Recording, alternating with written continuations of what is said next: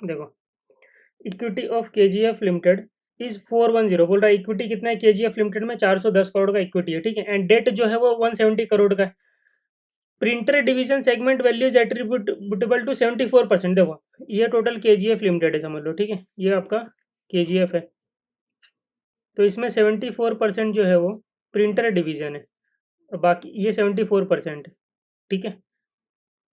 Which as an asset beta, उसका beta बोल रहा है 1.4 है, मतलब इस पीडी का प्रिंटर डिवीजन का असेट बीटा, मतलब प्रिंटर डिवीजन का अगर मैं एक कंपनी मान लूँ तो इस कंपनी का बीटा 1.45, ठीक है। एंड आगे क्या बोल रहा है, balance values apply to spares consume, तो बचा हुआ जो 26% है वो तुम्हारा स्पेयर्स एंड कंज्यूमेबल डिवीजन है। एंड इसका बीटा जो है 1.2 है, 1.2 है, और ये बड़ा हो गया केजीएफ लिमिटेड। तो केजीएफ लिमिटेड का बीटा क्या होगा, देखो केजीएफ लिमिटेड में दो पार्ट है, printer division and spheres and consumable division. इनके बीटा 1.2 1.4 है, मतलब इस कंपनी का बीटा 1.45, इस कंपनी का बीटा, इस डिवीजन का बीटा 1.2 है, ठीक है।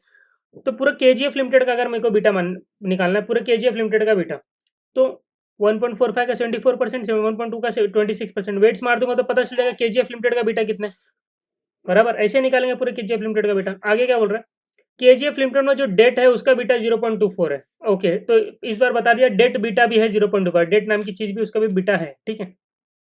कैलकुलेट करने बोला इक्विटी बीटा निकालो, देखो सिंपल सी बात है, केजीएफ लिमिटेड का मुझे बीटा निकालना है, तो प्रिंटर डिवीजन उसका weights, beta of asset of ये से स्पेयर्स एंड कंज्यूमेबल डिवीजन उसका वेट्स, ठीक है।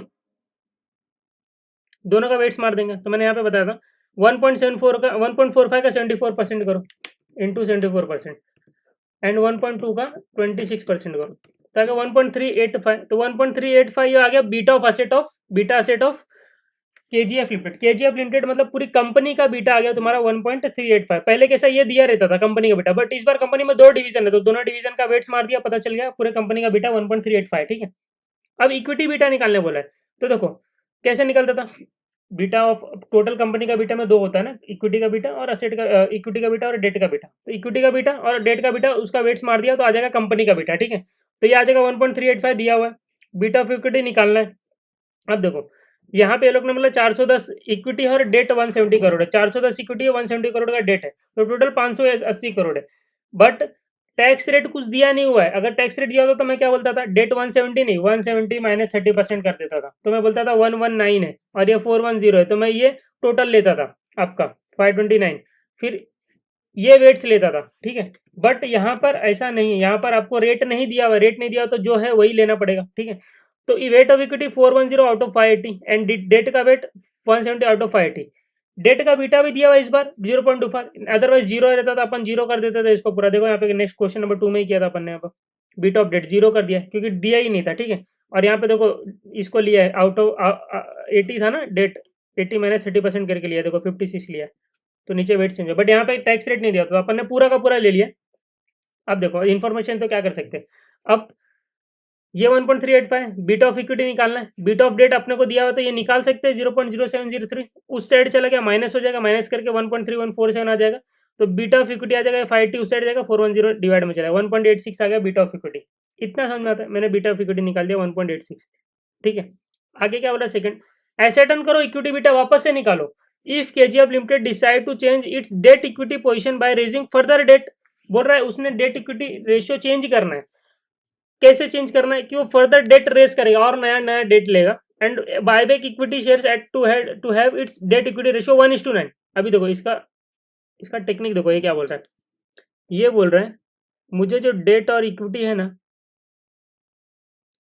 इसका रेशियो है ना 1.9 करना है, 1.9 मतलब 1.9:1, इसका मतलब 1.9 डिवाइड बाय 1, ये होता है रेशियो, ठीक है।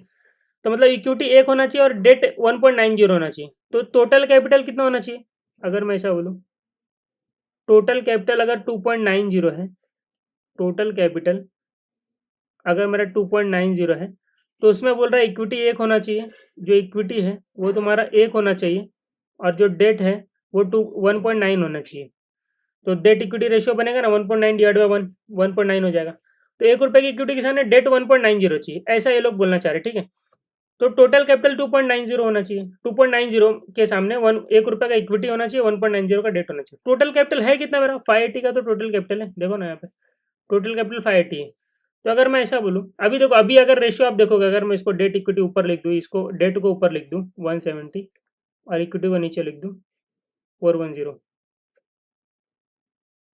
डेट इक्विटी, तो अभी रेशियो क्या है देखो, 170 डिवाइड बाय 410, तो अभी रेशियो तुम्हारा अलग है, 0.41:1 है, ठीक है, 0.41, मतलब टोटल इक्विटी के सामने 0.41 का आपका डेट है, अभी ये रेशियो है। बट ये लोग ने क्या बोला, ये लोग ने बोला चेंज कर दो, 1 रुपये के सामने ये 1.90 होना चाहिए, तो टोटल 2.90 होना चाहिए, ऐसा ये लोग बोल रहे हैं ना। देखो अभी यहाँ पे अगर अपन देखते हैं,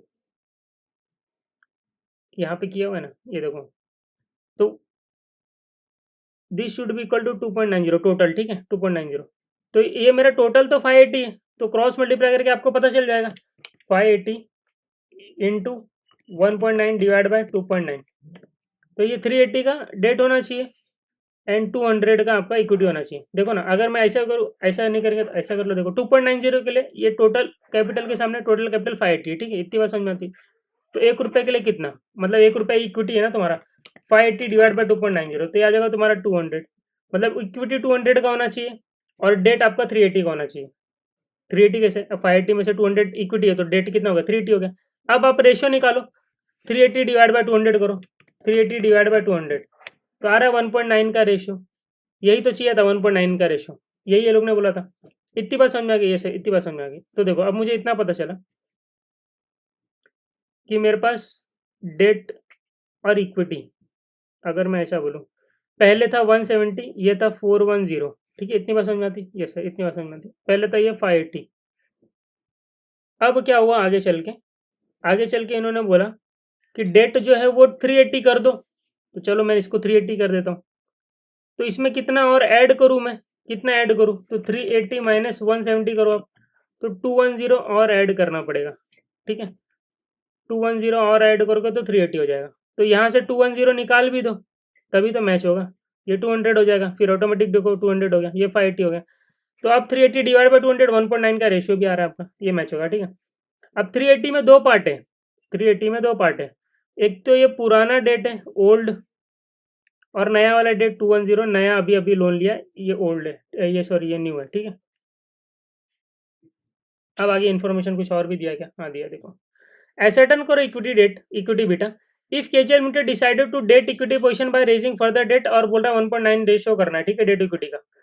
assume that the present debt beta of is of 0.35, मतलब जो प्रेजेंट डेट है उसका बीटा 0.35, सर इधर तो 0.24 था, वो छोड़ो ना, अभी ये इंडिपेंडेंट केस दिया ना, इसको इसको देखो, तो प्रेजेंट डेट बीटा बोल रहा है 0.35 and any further funds raised by way of debt, अगर कोई अलग से फंड रेस करोगे डेट के माध्यम से तो उसका विल हैव बीटा ऑफ 0.40, इसका मतलब जो पुराना है 0.35 उसका डेट है, तो ये जो पुराना है उसका डेट, इसका बीटा जो है वो 0.35, जो नया लिया अपन ने उसका बीटा जो है 0.40, ठीक है।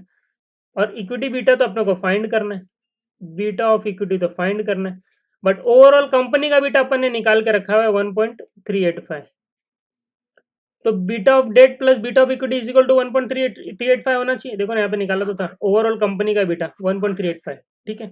बट इस बार डेट दो है तो दो दो लेने के, क्योंकि दोनों का डेट का बीटा अलग अलग है, सेम होता तो एक ही लेता था ना, 380 डिवाइड बाई 580, 200 डिवाइड बाई 580, जैसे मैंने यहाँ पे किया था वापस से निकाल लेता था, बट यहाँ पे डेट दो दो है और दोनों का बीटा भी अलग अलग है, तो मुझे क्या करना पड़ेगा, अलग से निकालना पड़ेगा, देखो दो दो लेना पड़ेगा, ठीक है। तो देखो यहाँ पे अभी मैं ऐसा करूँ, beta of asset is equal to beta of equity, weight of equity, plus beta of debt old ले लो उसका वेट्स मार दो, plus beta of debt new ले लो इसका वेट्स मार दो, ठीक है, क्योंकि दोनों का अलग अलग बीटा है। तो बीटा ऑफ असेट तो अपने को पता है 1.385, बीटा ऑफ इक्विटी, तो बीटा ऑफ इक्विटी तो निकालना है, बट वेट्स पता है क्या, वेट्स हाँ पता है ना, देखो 200 है आउट ऑफ 80, न्यू वाला लेना, अभी न्यू वाला लेना, ओल्ड मत लेना, ये न्यू वाला लेना, तो ये आ जाएगा 200 divide by 580 plus beta of debt, old का पता है, ओल्ड का हाँ देखो 0.35 इंटू डे इंटू कितना 170 डिवाइड बाय 580, देखो ना 170 आउट ऑफ 580, ठीक है, plus beta of debt new वाला देखो, न्यू वाला 0.40 है, इंटू वेट कितना है 210 है, नया अभी अभी नया नया ताज़ा ताज़ा डिवाइड बाई 580। ठीक है, अब इसको सॉल्व करो। 1.385 is equal to beta of equity 200 out of 580 plus इसको सॉल्व करो। 0.35 इंटू 170 डिवाइड बाई 580 आ रहा है तुम्हारा 0.1026 प्लस 0.4 इंटू 210 डिवाइड बाई 580 है तुम्हारा 0.1448। ये दोनों को उस साइड लेके जाओ, माइनस में हो जाएगा। तो ये आप करो 1.385, ये माइनस कर दो, डायरेक्ट अपन लिखते हैं इसको 1.385 माइनस 0.1026 माइनस 0.1448 तो आ जाएगा तुम्हारा 1.1376 is equal to beta of equity into 200 divide by 580। ठीक है, अब 580 उस साइड जाएगा, 200 डिवाइड में जाएगा तो बीटा ऑफ इक्विटी आ जाएगा। तो अपन यहाँ पे कर लेते हैं beta of equity is equal two into 580 divide by 200 जाएगा 3.29। एक सेकेंड,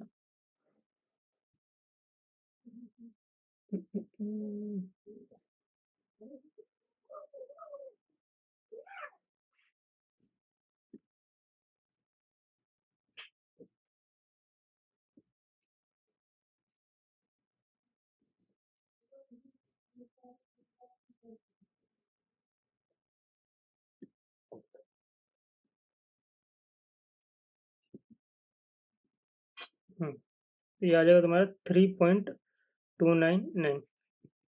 तो नया बीटा आ गया, बीटा ऑफ इक्विटी पूछा था ना, एसेटन करो, एसेटन इक्विटी बीटा वापस से निकालने बोला। तो whether the new equity beta justifies increases in the value of equity on account of leverage. हाँ तो इंक्रीज हो गया ना, देखो ना पहले कितना था बीटा ऑफ इक्विटी 1.86, फिर अब कितना हो गया 3.29, बिकॉज रिस्क बढ़ गया ना, आपने और लोन ले लिया, इक्विटी कम कर दिया, लोन और ले लिया, तो लोन ले लिया तो और रिस्क बढ़ गया ना 0.35 0.40, ये और बीटा आ गया। जीरो होता था अगर ये तो आपका और बीटा कम हो जाता, टेंशन की बात नहीं होती थी, बट यहाँ पे क्या हुआ। चलो, तो ये आपका हो गया क्वेश्चन नंबर 1 डन।